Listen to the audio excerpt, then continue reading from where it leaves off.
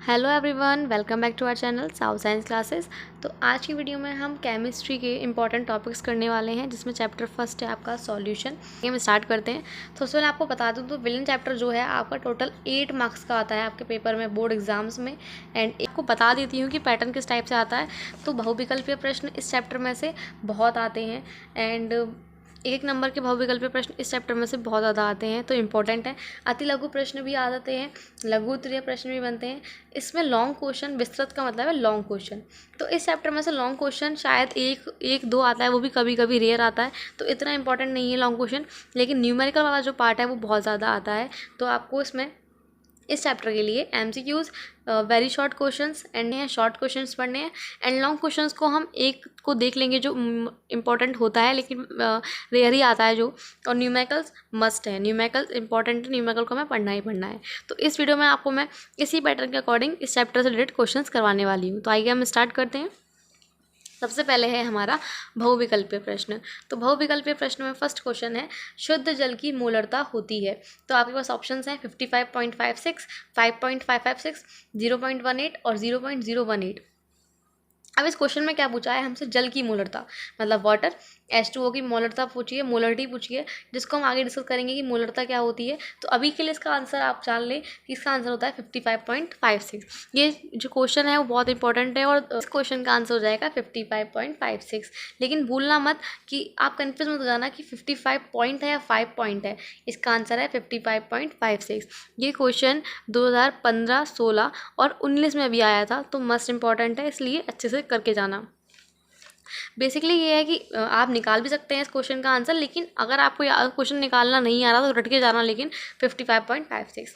Second question की तरफ बढ़ते हैं। सेकंड क्वेश्चन हमसे कहता है, विलयन जिनके परासरण दाब समान ताप पर समान होते हैं कहलाते हैं। तो इन्होंने क्या पूछा, विलयन जिनके परासरण दाब समान ताप पर समान होते हैं कहलाते हैं। तो देखो इसे तो आप बिल्कुल ऑप्शन से ही कर लोगे आराम से। ऑप्शंस हैं समप्राकृतिक, समावयवी, अतिपरासरी और समपरासरी। अब देखो यहाँ पे क्या आया है, परासरण दाब। परासरण दाब समान ताप पर परासरण दाब समान ताप पर समान होते हैं, तो वो क्या कहलाएंगे, समपरासरी। सम का मतलब क्या होता है, समान होना, तो इसका आंसर क्या हो जाएगा, समपरासरी। ओके, आई होप आपको समझ में आया हो। अब हम पढ़ते हैं नेक्स्ट क्वेश्चन पर। तो नेक्स्ट क्वेश्चन है हमारा, निम्नलिखित में से विलयन का कौन सा गुण अणुओं की संख्या पर निर्भर नहीं करता है। तो निम्नलिखित में से विलयन का कौन सा गुण अणुओं की संख्या पर निर्भर नहीं करता है। तो अणुओं की संख्या पर निर्भर करने का मतलब क्या हुआ कि इन चारों में से अणुओं की संख्या नहीं दे रखी होती है, तो वो है हमारा आंसर नंबर सेकंड, हिमांक अवनमन। इसके बारे में भी हम आगे शॉर्ट क्वेश्चन और वेरी शॉर्ट क्वेश्चंस में पढ़ने वाले हैं, तो आप चिंता मत करिए, बस आप क्वेश्चंस को देखते रहिए और उनके आंसर्स याद करते जाइए। नेक्स्ट क्वेश्चन है, निम्नलिखित में से कौन सा अणुसंख्यक गुणधर्म है। तो अणुसंख्यक गुणधर्म इस चैप्टर में से जो है वो है परासरण दाब, जो इस टॉपिक को आप पढ़ने वाले हैं आगे जाके। ये तीन टॉपिक्स आपके चैप्टर में है ही नहीं है, तो ऑफकोर्स बात है कि ये होने वाला ही नहीं है, तो उसका आंसर है परासरण दाब। उसके बाद आगे हम बढ़ते हैं।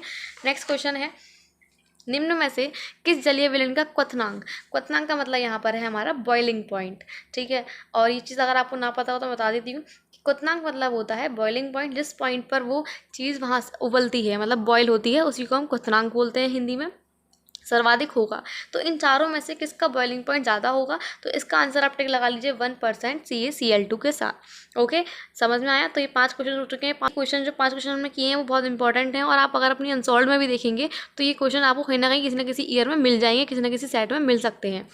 तो नेक्स्ट है वॉन्ट ऑफ गुणांक। ये एक डेफिनेशन है वॉन्ट ऑफ गुणांक नाम से, उसको आई है, तो उसका फॉर्मूला बताना है कि I इजिकल्स टू क्या होता है। तो आपके पास 4 ऑप्शंस हैं, I इजिकल्स टू प्रेक्षित अणुभार अपॉन में सामान्य अणुभार, और फिर इसका सेम उल्टा कर दिया यहाँ पर, I इजिकल्स टू सामान्य अणुभार अपॉन में प्रेक्षित अणुभार। नेक्स्ट है संगुणन होने पर एक से अधिक। संगुणन मतलब क्या होता है कि ऐड होने पर एक से अधिक, और वियोजन होने पर एक से कम। तो इन दोनों में से कोई नहीं है। अब इन दोनों में से क्या होगा, इसका आंसर है I इजिकल्स टू सामान्य अणुभार अपॉन में प्रेक्षित अणुभार। अब देखिए आप कंफ्यूज कहाँ पर होंगे कि ऊपर प्रेक्षित था या नीचे था। तो यहाँ पर सामान्य अणुभार ऊपर आएगा, फिर प्रेक्षित अणुभार नीचे आएगा। आई होप आपको समझ में आया हो। ओके, अब हम लास्ट क्वेश्चन की बात करते हैं। निम्न में न्यूनतम हिमांक वाला विलयन है। न्यूनतम मतलब सबसे कम, हिमांक मतलब जिसका फ्रीजिंग पॉइंट सबसे कम है, तो वो है, इसका आंसर है पोटेशियम सल्फेट। इसका मतलब क्या, पोटेशियम सल्फेट का हिमांक जो होता है सबसे कम होता है। तो इसी के साथ आपके इस चैप्टर के मोस्ट इंपॉर्टेंट एमसीक्यूज कंप्लीट हो चुके हैं एंड इन्हें अच्छे से कर लीजिएगा। आपके पेपर में पक्का एक ना एक तो आपको देखने को मिलेंगे ही मिलेंगे। आगे हम बढ़ते हैं अति लघु प्रश्न पर। ओके, सो हम स्टार्ट करते हैं अति लघु प्रश्न। इनका मतलब होता है वेरी शॉर्ट आंसर्स या very short questions, very short answers. मतलब इन क्वेश्चंस के आंसर हमें बहुत छोटे छोटे देने होते हैं, 2-3 लाइन में।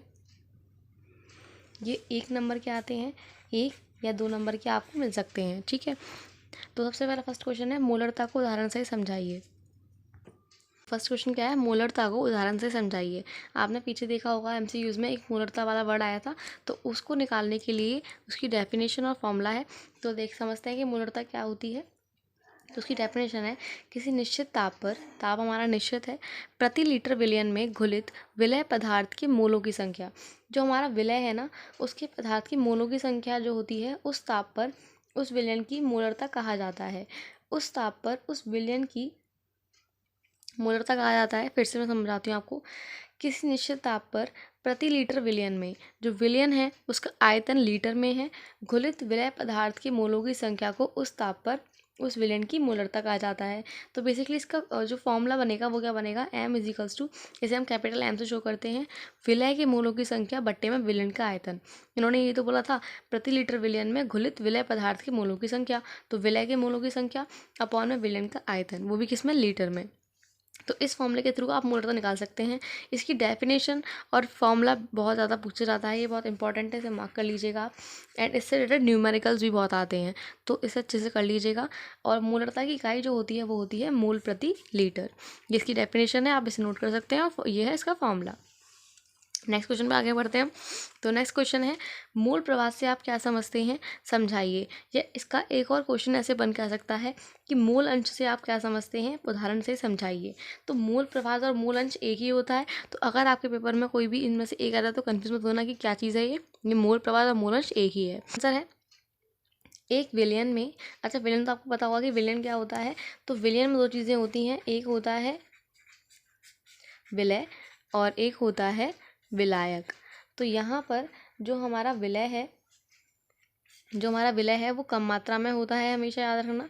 और जो विलायक होता है वो ज़्यादा मात्रा में होता है। जैसे मैं आपको एग्जांपल दूँ तो नींबू पानी का, जिसमें नींबू की जो मात्रा होती है वो कम होती है तो वो विलय हो गया, और जो पानी है वो ज़्यादा होता है तो विलायक हो गया।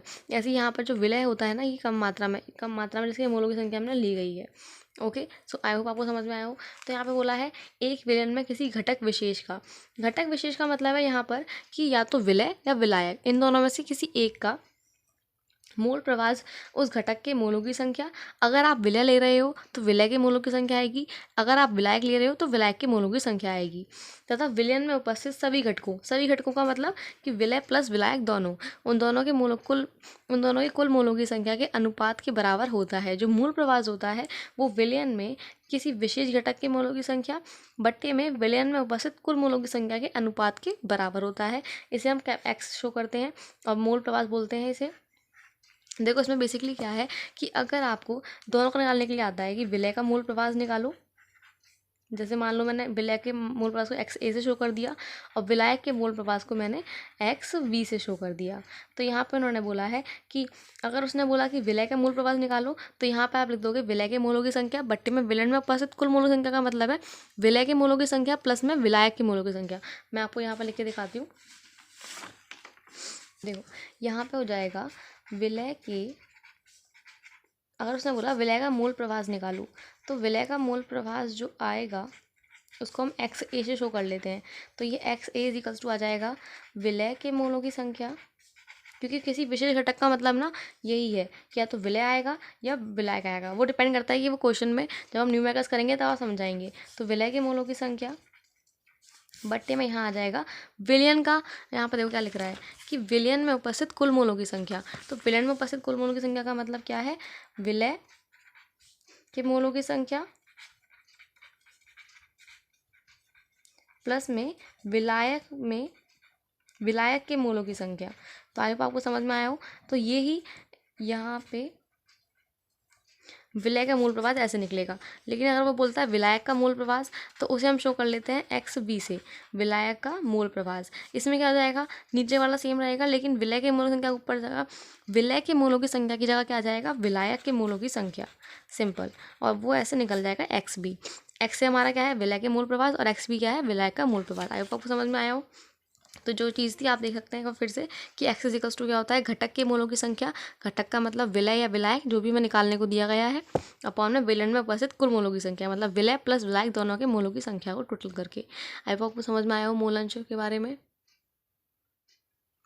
उसके बाद नेक्स्ट थर्ड क्वेश्चन है, क्वथनांक में उन्नयन से आप क्या समझते हैं, इनका मूललता से क्या संबंध है। देखो क्वथनांक में उन्नयन का मतलब क्या होता है। अच्छा आपने पढ़ा हुआ अपने मैथ्स में 10th में उन्नयन या अवनमन के बारे में। उन्नयन का मतलब होता है उठना या मतलब हाई उस पर, और अवनमन का मतलब होता है कि डिक्रीज या लोअर उस पर।